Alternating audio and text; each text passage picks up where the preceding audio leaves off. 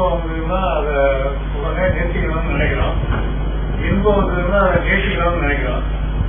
அதே போல ஒருவர்கள் பழகும் போது அவர் பிடிக்காதவராக இருந்தா அவருக்கு ஒரு வெறுப்பு வருது, பிடிக்கிறவராக இருந்தா அவர் எது சொன்னாலும் ஒரு விருப்பம் வருது. அந்த விருப்பம் வெறுப்பு இல்லாத வேண்டுதல் வேண்டாமை இதான் அப்படின்னு சொல்ற கருத்தும் இந்த துன்பம் என்பதை சமமா வாங்கிக்கிறதும் ஒண்ணுதானா இந்த வேலையா? இல்ல, இப்ப நமக்கு ஒரு ரியாக்ஷன் ஏற்படுறது நேச்சுரல் தானே. உதாரணமா ஒருத்தர் உங்களை திட்டுறாரு, ஒருத்தர் உங்களை புகழ்ந்து சொல்றாரு. புகழ்ந்து சொல்லும் பொழுது ஒரு ரியாக்ஷன் ஏற்படும், திட்டும் போது ஒரு ரியாக்ஷன் ஏற்படும். அது ரெண்டும் வேற வேறையா தானே இருக்க முடியும். அப்படி இருந்தால்தான் அது கரெக்டா இருக்கும். அது ரெண்டையுமே சமமா பாதிக்கணுங்கிறதெல்லாம் ஒண்ணும் இல்லை. அது அந்த ரியாக்ஷன் வந்துடதான் செய்யும். அந்த ரியாக்ஷனை நீங்க ஈஸியா எடுத்துடுங்க. அது இப்படி வந்தா இப்படிதான் வரும், அது இப்படின்னா இப்படிதான் வரும்ங்கும் போது அது ஒரு இயற்கை தானே நீங்க எடுத்துட்டீங்கன்னு சொன்னா இந்த ரியாக்ஷனை நீங்க சமமா பாதிக்கிறீங்கன்னு இருக்கும். ரெண்டையுமே இயற்கையா பாதிச்சிட்டீங்கன்னு சொன்னா அதான் உண்மையிலே மன உணர்ச்சிகளை சமமா பாதிக்கிறதுன்னு சொன்னாலே மன உணர்ச்சிகளை இயற்கைன்னு எடுத்துட்டீங்கன்னா எல்லாமே சமமா பாதிக்கிறீங்கன்னு எடுத்துக்கலாம். மற்றபடி அதுக்காக அவரை நீங்க எப்படி டீல் பண்ணணுங்கிறது வேற. இப்போ அவரை டீல் பண்றதுங்கிறது சமமா பாதிக்க வேண்டியதில்லை. நமக்கு சாதகமா செயல்படுறவருக்கு நம்ம என்கரேஜ் பண்ணலாம், பாதகமா செயல்படுறத டிஸ்கரேஜ் பண்ணத்தான் செய்யணும். செயலை பொறுத்த அளவுல நம்ம வேறுபடுத்தி பார்த்துதான் நம்ம செயல்பட முடியாது. அகத்தை பொறுத்த அளவுல அந்த பாதிப்புங்கிறது இயற்கைன்னுட்டு எடுத்துட்டீங்கன்னு சொன்னா அதுதான் என்னன்னா அது எல்லாமே இயற்கைவானிட்டு எடுத்துட்டீங்கன்னு சொன்னாலே அதுதான் சமமா பாதிக்கிறது. அதுக்காக சமமா பாதிக்கிறேன்னு சொல்லி சொன்னா வெயிலையும் நிழலையும் ஒன்னா பாதிக்கிறதுங்கிற மாதிரி அர்த்தம் இல்ல. அது இயற்கைன்னுட்டு எடுத்துட்டீங்கன்னு சொல்லி சொன்னா அது அப்படிதான் இருக்கும். அதனுடைய இயல்பு அதானிட்டு சொல்லி அதனுடைய தன்மை அப்படிதானிட்டு அதை ஈஸியில அது ரெண்டுமே ஒண்ணுதான், இயற்கையினுடைய அமைப்பு அப்படிதானிட்டு எடுத்துட்டீங்கன்னு சொன்னா மனசுக்கு எதிராக நாம திரும்ப மாட்டோம். அதுல நம்ம செயல்படுறதுக்கு ஒண்ணுமே இல்லை.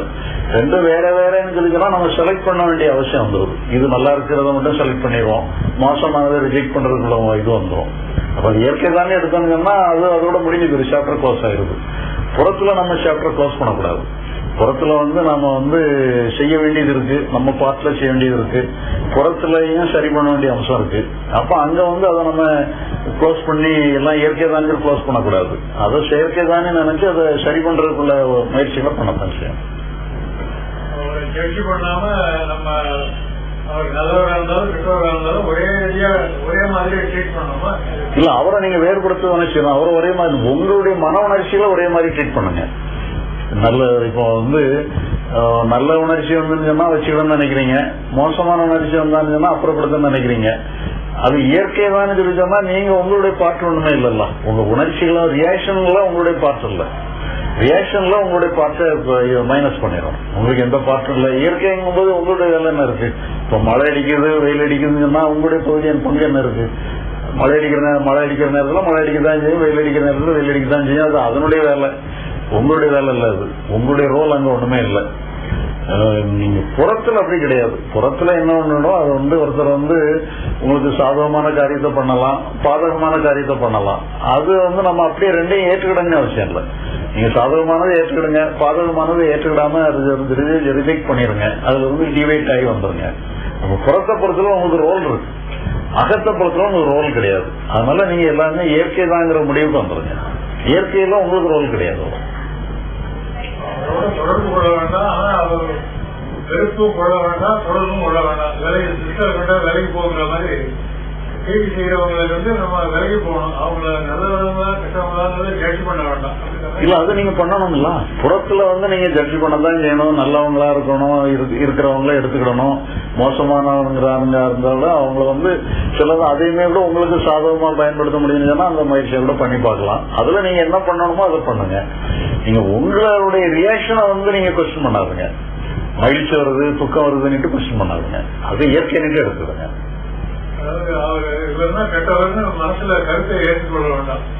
கெட்டவர் நல்லவருங்கிறது இல்ல. உங்க எமோஷன்ங்கிறதுல நல்ல எமோஷன் மோசமான எமோஷன்ங்கிற ஆஸ்பெக்ட்ல வேண்டாம். நல்லவர் கெட்டவர்ங்கிறது புறத்தோட சார்ந்தது. நல்ல எமோஷன் கெட்ட எமோஷன்ங்கிறது அகத்தை சார்ந்தது. அகத்தை சார்ந்ததை பொறுத்த அளவுல உங்களுக்கு முடிவுக்கு வராதுங்க. அது எல்லாம் இயற்கை தானே எடுத்துடுங்க. நல்ல எமோஷன் கெட்ட எமோஷன் ஒண்ணுமே கிடையாது. புறத்துல நல்லவர் கெட்டவர் எல்லாமே வித்தியாசம் இருக்கு. நல்லவரை ஏற்றுக்கிடுங்க, மோசமானவரை அப்புறப்படுத்திடுங்க. அல்லது மோசமானவரையும் கூட உங்களுக்கு பாசிட்டிவ் ஏதாவது பயன்படுத்த முடியும்னா பயன்படுத்திடுங்க. சொல்லுவாங்க அவன் கெட்டு போட்டோம்னு சொல்ல மாட்டாங்க, ஆனா அவனுக்கு நல்ல புத்தியை கடவுள் கொடுக்கணும்னு சொல்லிடுவாங்க.